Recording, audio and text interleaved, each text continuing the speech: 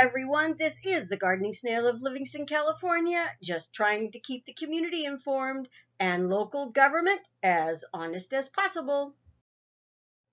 In this video, we will be going over general municipal and human resources charges from the January 2023 invoice from Brenner LLP.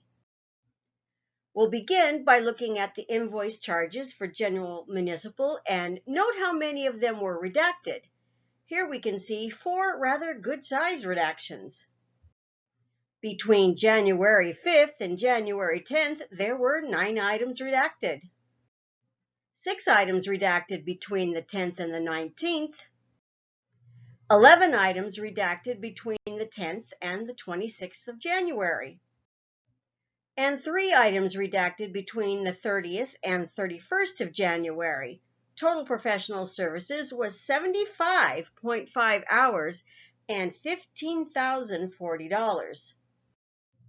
When we look at the totals for those hours billed, we'll see that most of them were billed by the new labor law specialist at Brenner, known by the initials JE. Now let's look at human resources. As usual, most of the items are redacted. The only items on this page not redacted are about a proposed Public Works Director job description and an employee resignation notice.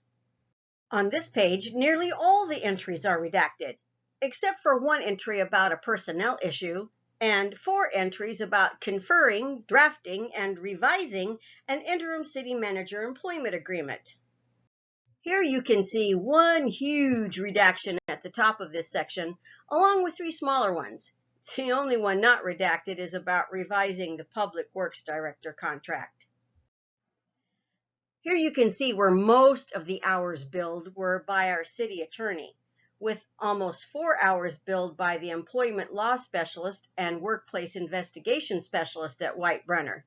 If you were to go back and look through the detail, you'll notice that all her hours were redacted. If we look at the disbursements, we see that the person whose billed hours were totally redacted was compensated for meals. Now, I can't help but wonder, first, why are we paying for the attorney's meals? And why are we paying for meals and mileage for February on a January bill?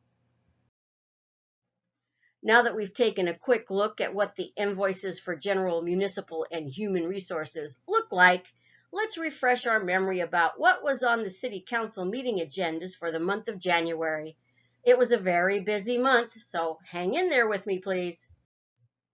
For January 17th, on the agenda, mandated organic waste recycling, master employee salary schedule, signature authorization for bank accounts, and purchasing a car for the PD and some equipment for the PD. Revised job description for the Public Works Director. Declaration of certain property as surplus. Updating development standards. Contract for engineering services. Vacancies on the Planning Commission. And prohibiting teleconferencing by members of the City Council as well as commissions and subcommittees, and also changes on the fireworks ordinance. Filling the City Council vacancy, appointment of the interim city manager, a real property lease, existing litigation with Jose Ramirez versus the City of Livingston, and potential litigation 1 matter. Amended City Council special meeting, appointment of the interim city manager. Special council meetings on the 24th and 27th. General plan update, 1 voice trip, joint powers authority agreement, fire protection services and staffing augmentation. And under closed session, employment of an interim city manager and potential litigation, 1 matter. January 31st. Potential litigation, 1 matter. This is the meeting that was canceled. Now that we've refreshed our memory as to what the City Council was considering in January, let's look at what we were billed for that we are at least allowed to see. After importing the non-redacted portions of the invoice into an Excel spreadsheet and doing a little editing and a little sorting, I came up with something that looks like this. The first thing we see is a $140 charge for a special meeting agenda to take place on January 11th. My best guess, it was canceled before it was even announced. Next is $140 for reviewing a couple of special city council meeting agendas.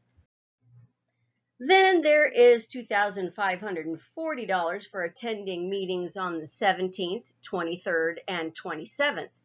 There was that special city council meeting with the planning commission on the 24th, and I could have sworn there were 2 attorneys present at the time.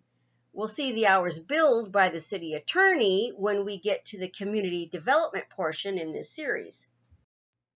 $500 for conferring about various city issues and priorities, and over $2,000 to draft a staff report, draft ordinance, and draft updates to changing the city manager's section of the municipal code. The council was unable to discuss this item in open session because it touched on items related to the former city manager's litigation against the city. There was quite a bit of conferring back and forth about how to fill the city council vacancy, which added up to $520. Then there was conferring about future agenda items, administrating the oath to planning commissioners, and policies and procedures. Then we get into the discussion about whether or not elected and appointed officials should be able to phone in their reports or phone in to meetings, which added up to $2,000 for the conferring, reviewing, and revising. A few notes about what we were charged for special meetings, one of which was for a special meeting on January 18th. I guess that one was canceled before it was even announced as well. A special meeting was considered, then also canceled for January 31st. The total for this list of phone calls or emails was $360. Then there was $60 to review the land lease for a taco truck and conferring with the managing partner about it. If you like what I do here, please subscribe to my YouTube channel and follow me on Facebook. Editorial content and historical recollections are my own as a long-term resident of Livingston and City Council watcher since at least 2007. They do not represent the views and opinions of the City Council as a whole or of the City of Livingston itself, and does not represent any kind of legal advice.